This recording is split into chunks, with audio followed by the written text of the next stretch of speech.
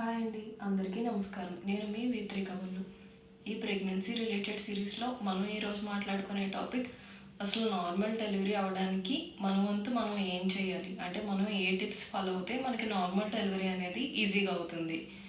అలాగే normal delivery అనేది ఏదైనా కాంప్లికేటెడ్ థింగా లేదా ఈజీగానే అచీవ్ చేయొచ్చా, ఈ నార్మల్ డెలివరీకి మనం ముందుగా తీసుకోవాల్సిన ప్రికాషన్స్ ఏంటి, అసలు ప్రెగ్నెంట్గా ఉన్నప్పుడే మనం ఏమేమి ఫాలో అవుతే నార్మల్ డెలివరీ అనేది ఈజీగా అవుతుంది అన్నది విషయం గురించి ఈరోజు వీడియోలో మనం డిస్కస్ చేయబోతున్నాం.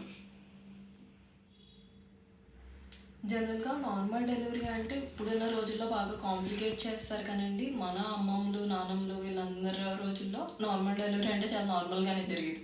అందుకే మేబీ దానికి నార్మల్ డెలివరీ అనే నేమ్ కూడా వచ్చింది. అప్పుడు ఆపరేషన్స్ అంటే అదేదో కష్టమైన పనికి అని చూసేవారు. బట్ ఇప్పుడు ఒక 75% వరకు ఆపరేషన్ చేసేస్తున్నారు, మిగిలిన 25% నార్మల్ డెలివరీస్ అవుతున్నాయి. ఈ నార్మల్ డెలివరీ అవ్వడం అనేది అంత కష్టమైతే ఏమీ కాదు. కొన్ని టిప్స్ ఫాలో అవుతే నార్మల్ డెలివరీ కూడా చాలా ఈజీగానే అవుతుంది. ఈ మెయిన్గా 3 టిప్స్ అయితే మీరు ఫాలో అవ్వండి. అవి ఇప్పుడు నేను మీకు చెప్పబోతున్నాను. ఆ 3 టిప్స్ ఏంటంటే అండి, ఫస్ట్ మన మైండ్ సెట్, సెకండ్ వచ్చి హెల్తీ డైట్, అండ్ థర్డ్ అసలు మనం యాక్టివ్గా ఉండడం ఎలాగా. అప్పుడు ఒక్కొక్క పాయింట్ డిస్కస్ ఫస్ట్ మన మైండ్ సెట్ అండి, మనకి మనమే మెంటల్గా ప్రిపేర్ అవ్వాలి. ఓకే, నాకు నార్మల్ డెలివరీ అవ్వాలి అని మనకి మనమే ఎప్పుడూ చెప్పుకుంటూ ఉండాలి. అండ్ అలాగే మనం దానికి తగ్గట్టుగా ప్రిపేర్ అవ్వాలి. ఆ పెయిన్ నేను బేర్ చేయగలను. మనకి పక్క వాళ్ళు గట నెగిటివ్ థాట్స్ ఇస్తూ ఉంటారు, చాలా నొప్పి వస్తుంది, నువ్వు భరించలేవు అని గట. కానీ బట్ అవి ఏమీ కాదు, మనం స్ట్రాంగ్గా ఉండాలి. ఓకే, నేను అంత పెయిన్ వచ్చినా తీసుకోగలను, నా బేబీ కోసం నేను బేర్ చేస్తాను. బేబీ అని కోసమే అని కాదు, మన కోసం కూడా అది మన డిటర్మినేషన్ ఉండాలి స్ట్రాంగ్గా.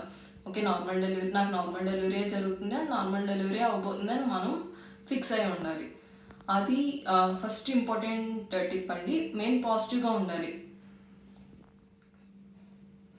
సెకండ్ వచ్చి హెల్తీ డైట్ అండి. డైట్ ఎప్పుడు మన లైఫ్ స్టైల్లో చాలా ఇంపార్టెంట్ రోల్ అనేది ప్లే చేస్తుంది. మనం కంప్లీట్గా హెల్తీగానే తినాలని లేదు, కానీ మన క్రేవింగ్స్ తగ్గట్టు తినేలా చూసుకోవాలి. బట్ అందులో కంప్లీట్ అంటే కొంచెం హెల్తీ ఫుడ్ ఒక 75% వరకు హెల్తీగా ఉండేలా ట్రై చేయండి. ఈ హెల్తీ డైట్కి సంబంధించి కూడా ఆల్రెడీ ఒక లాంగ్ వీడియో చేయడం జరిగింది, మీరు అందులో కూడా ఒకసారి చూడొచ్చు. మీకు అందులో రకరకాల డైట్ ఆప్షన్స్ కూడా మేము డిస్కస్ చేశాను. నెక్స్ట్ థర్డ్ వచ్చి ఎక్సర్సైజ్ అండి. జనరల్గా ఇప్పుడు మనకి సోషల్ మీడియాలో అయితే నార్మల్ డెలివరీకి మీరు ఈ ఎక్సర్సైజ్ చేయండి, ఆ ఎక్సర్సైజ్ చేయండి అని చాలా హైప్ వస్తుంది. బట్ నేను ఫాలో అయింది ఏంటంటే యాక్టివ్గా ఉండడం. ఐ మీన్ మనకి వామిటింగ్స్ ఉండొచ్చు, లేదా రకరకాల ప్రెగ్నెన్సీ వల్ల వచ్చే కాంప్లికేషన్స్ ఉండొచ్చు. బట్ మనకి మనం యాక్టివ్గా ఉండాలి. అండ్ అలాగే రెగ్యులర్గా మీరు చేసే పనులు చేసుకోండి. ఇప్పుడు ఎక్సర్సైజ్ లాంటి ఊరికే జిమ్కి వెళ్ళి వర్కౌట్లు చేయడాలు అలాంటివన్నీ అవసరం లేదు. జస్ట్ రెగ్యులర్ థింగ్స్, వాకింగ్ చేయడం, స్టెప్స్ ఎక్కి దిగడం. ప్రెగ్నెన్సీ అన్నది ఫస్ట్ ఆఫ్ ఆల్ ఒక డిసీజ్లా కాకుండా అది ఒక నార్మల్ థింగ్ లాగా ట్రీట్ చేస్తే మనకు కూడా నార్మల్గా ఉంటుంది. అలాగే మనం ఎంత ప్రిపేర్ అయినా ఇలాగా మన మైండ్ సెట్ ఎంత సెట్ చేసుకుని, ఎంత హెల్తీ డైట్ తీసుకుని, ఎక్సర్సైజ్లు ఎన్ని చేసినా కూడా ఆ డెలివరీ డే రోజు మనకి ఏ టైప్ ఆఫ్ డెలివరీ జరగాలని ఉంటే అదే జరుగుతుందండి. దానికి కూడా మనం ప్రిపేర్ అయి ఉండాలి. ఐ మీన్ నార్మల్ అవ్వచ్చు, ఐదర్ సిజేరియన్ కూడా అవ్వచ్చు. అది మన చేతుల్లో కూడా లేదు. మన బేబీ బయటికి ఎలా రావాలనుకుంటుందో అలాగే వస్తారు కన్ఫర్మ్గా. దానికి మనం డిప్రెస్ అయిపోయి, అయ్యో నేను నార్మల్ డెలివరీ అనుకున్నాను, ఇప్పుడు నాకు సిజేరియన్ అయిపోయింది, దీనివల్ల ఇప్పుడు నాకు బ్యాక్ పెయిన్, ఈ కాంప్లికేషన్స్ వచ్చేస్తాయని అయితే ఏమీ ఇబ్బంది అయితే ఏం పడిపోక్కర్లేదు. ఏ డెలివరీకి ఉండే అడ్వాంటేజెస్ దానికి ఉంటాయి, అలాగే డిసడ్వాంటేజెస్ కూడా ఉంటాయి. అది ఇంకా దేనికన్నా కామన్. దానికి కూడా మనం ముందు నుంచి ప్రిపేర్ అవ్వాలి.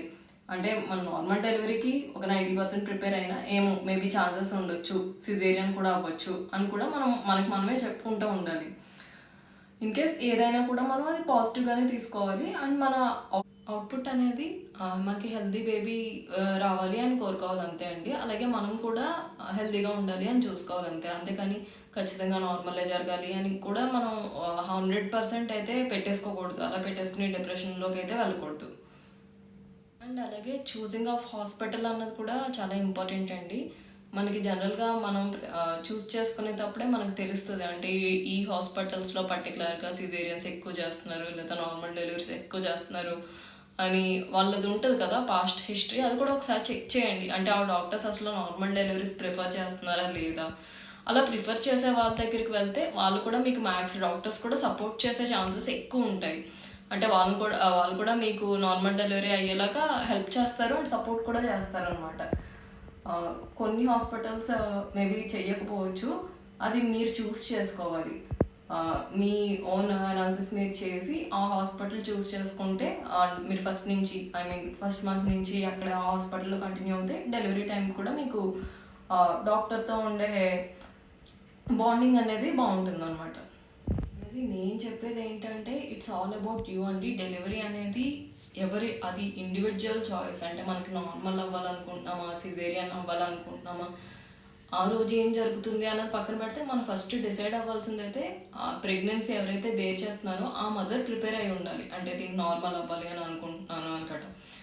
ఆ మైండ్ సెట్ అనేది చాలా ఇంపార్టెంట్ అండి. అలాగే హెల్తీ డైట్, జనరల్గా మనం ప్రెగ్నెన్సీలో హెల్తీగా తినడమే మంచిది. ఊరికే ప్రెగ్నెన్సీ టైం కదా అని ఎక్కువ తినేయకూడదు.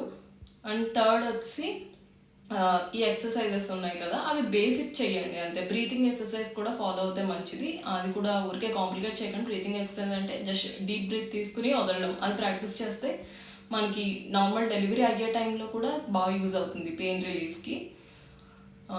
ఈ టిప్స్ ఫాలో అవుతే నార్మల్ డెలివరీ అన్నది మరీ అంత కష్టం కాకుండా ఈజీగానే జరుగుతుంది. ఇంకా ప్రెగ్నెన్సీ రిలేటెడ్ వీడియోస్ మన ఛానల్లో చాలా ఉన్నాయండి. మీకు నచ్చితే లైక్ చేయండి, షేర్ చేయండి, అలాగే సబ్స్క్రైబ్ చేయండి. మేము V3 కబుర్లు.